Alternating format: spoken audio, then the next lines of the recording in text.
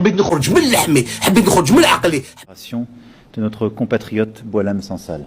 من لحمي حبيت نخرج من عقلي حبيت نخرج من مخي حبيت نخرج من روحي نسمع في بوتبريره يبرر كيفاش انه تبون استجاب لدعوه الرئيس نتاع المانيا ولا الشرطي نتاع المانيا اللي قال له طلق لنا هدايا كاع الشواكر يجوا يتهدوا علينا احنا اليوم يجي هذاك ترامب يقول لك نعطيك 60 يوم ما نحبش كاع يزيد تسمع بينك وبين المغرب مشاكل رجل عليا المشكله هذا نعطيك 60 يوم رجل لي قضيه تاع الصحراء الغربيه فاستجاب العبد المزور تبون كيفاش نقول عليه لا رئيس هذا اللي باه كان يقول انا اللي يعني قاعد نحاسبك عليه الان هو واش هو انك انت وضعت نفسك في ورطه ربطت الورطه بالكرامه الوطنيه وانت الان تتنازل فيها انت الان راهي حصلت لك في القرجومه تخليه في الحبس ماكش مليح تخرجوا من الحبس تبان قدام الناس باللي ما عندكش موقف وتبان قدام الناس باللي قضيه العداله في الجزائر ما كانش منها هذه القضيه نتاع صنصال هي المأزق الذي ورط فيه النظام نفسه والآن الشعار الوحيد اللي ممكن نقوله له درتها بيديك حلها بسنيك وفي جميع الظروف خرجته ما راك في الخير خليته ما راك رابح. Pour vous dire que je viens à l'instant de m'entretenir avec le président Steinmeier au téléphone pour lui exprimer ma profonde gratitude pour les bons offices de l'Allemagne et notre coopération fructueuse depuis plusieurs mois sur le dossier de la libération de notre compatriote Boualem Sansal.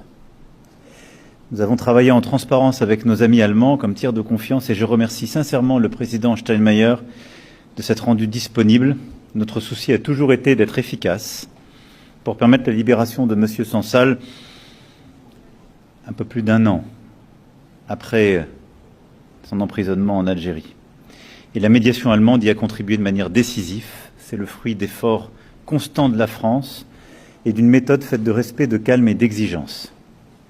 Je prends acte de ce geste d'humanité du président Tebboune et l'en remercie.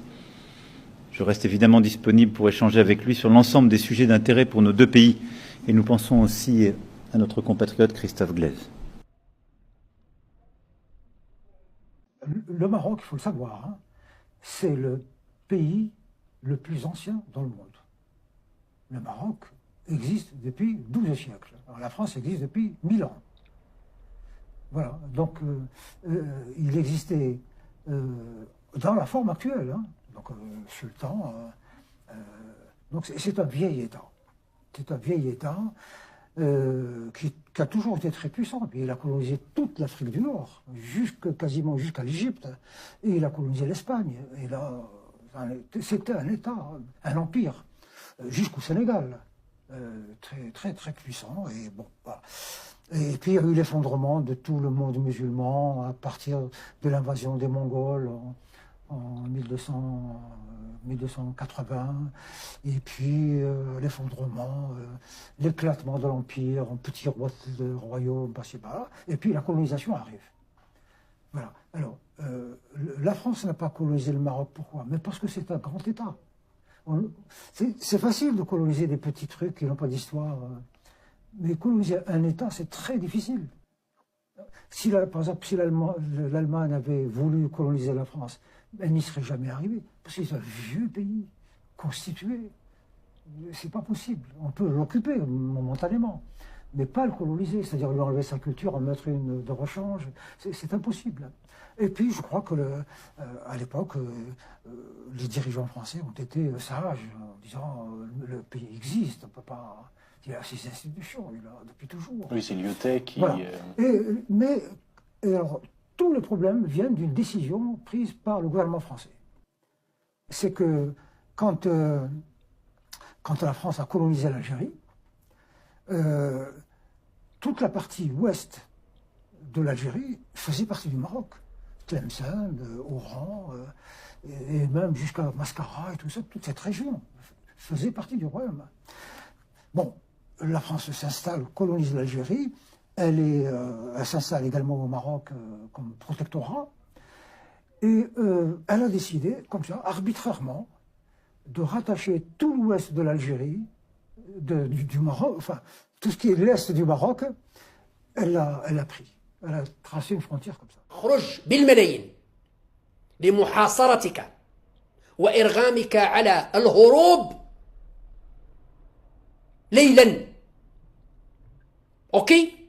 سنضطر لمحاصرتك أينما كنت، لأن الظلم ظلمات، وما تقوم به تبون في حق المساجين خاصة السياسيين هذا ظلم وتعسف ورخص وطحين لم تشهده الجزائر منذ الاستقلال. إذا رئيس تبون مطالب بإطلاق سراح المساجين، على رأسهم المساجين السياسيين بما فيهم هذا تجديد اللي البارح حكموا له 5 سنين، أو بما فيهم هذا يسموه بالإعلامي ولا غيره، لأنه ما قاله هذا بالإعلامي أو تجديد أو باللام أو بالغيث أو غيره لا يرقى إلى درجة الخيانة، لا يرقى إلى درجة الخيانة.